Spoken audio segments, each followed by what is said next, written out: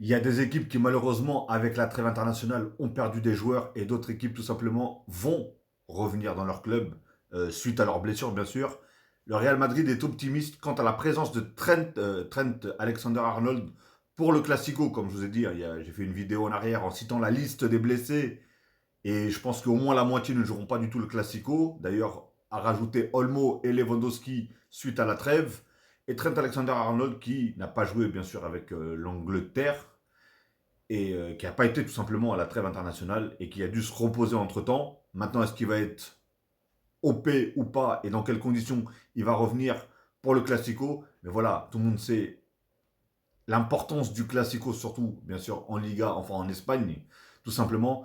Donc voilà, dites-moi dans les commentaires ce que vous en pensez, mais je pense que c'est une très très bonne nouvelle, en tout cas du côté du Real Madrid, qui reviennent. Comme ça, au moins, Valverde peut jouer du coup à son vrai poste en milieu de terrain et non pas latéral droit, comme je le vois souvent malheureusement et qui n'est pas du tout son poste. Et moi, personnellement, je vois pas en quoi il est bon dans ce côté-là, là, mais bon, enfin bref, je suis pas coach, je suis pas Ancelotti, je suis pas, comment il s'appelle, Xabi Alonso, pardon.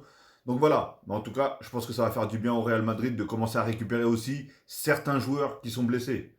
Franchement, c'est dingue, hein, parce que depuis le début, vous voyez, on attendait tant le match PSG-Barcelone. Au final, les deux équipes, ça a été une multitude de blessés. Là, la plupart attendent, parce que le plus beau classico, qu'on le veuille ou pas, ça reste Real-Barça. Hein, même s'il n'y a pas les deux grandes vedettes, bah, ça reste quand même Barça-Real.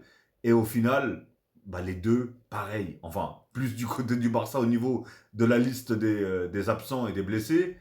Mais voilà, pareil, du côté du Real, il y a des blessés, du côté du Barça, il y a des blessés. Donc voilà, ça va pas donner un classico à 100% personnellement. Donc après, comme on dit, hein, que le meilleur gagne. Moi, j'ai quand même une préférence pour le Barça, je l'ai toujours dit. Mais après, que si le Barça ou le Real gagne, pour moi, ça m'est égal. Mon club, c'est le PSG, tout simplement. Enfin bref, dites-moi ce que vous en pensez de toutes ces blessures-là. Mais en tout cas, bon retour à toi, Alexander Arnold. Et montre de quoi tu es capable, tout simplement, parce que voilà, depuis ton arrivée, c'est pas non plus la folie du côté du Real Madrid.